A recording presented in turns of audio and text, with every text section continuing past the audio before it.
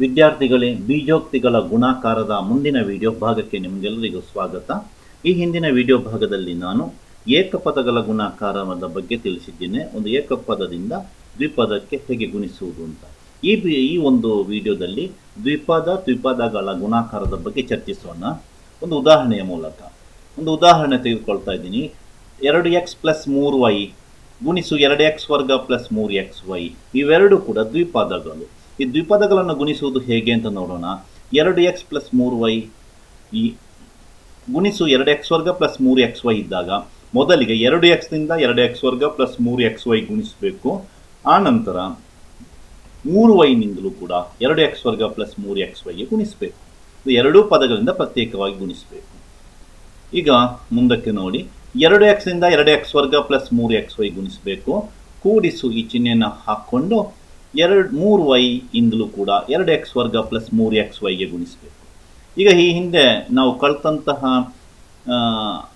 ವಿತರಣಾ ನಿಯಮವನ್ನು ಬಳಸಿಕೊಂಡು ಇದನ್ನು ಗುಣಿಸೋಣ.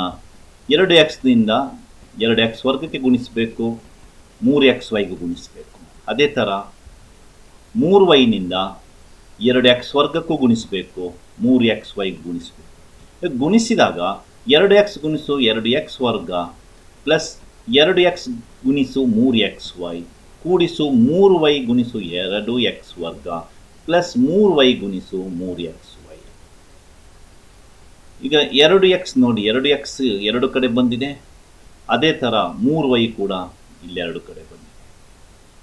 ಮುಂದಕ್ಕೆ 2x ಗುಣಿಸು 2x ವರ್ಗ ಅಂದರೆ 4x ವರ್ಗ ಆಗ್ತದೆ. x ವರ್ಗ ಗುಣಿಸು x ಅಂದರೆ ಇಲ್ಲಿ x ಘಾತ 2 ಇದೆ, ಇಲ್ಲಿ 1 ಇದೆ. x ಘಾತ 2 ಪ್ಲಸ್ 1 ಅಂದರೆ x ಘಾತ 3 ಆಗ್ತದೆ.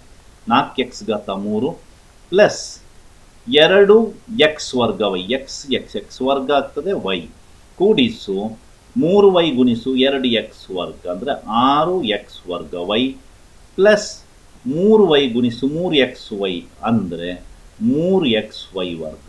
ಇಲ್ಲಿ ಮಧ್ಯದ ಎರಡು ಪದಗಳು 4x ಘಾತ 3 ಪ್ಲಸ್ ಇವೆರಡು ಒಂದೇ ಆಗಿವೆ.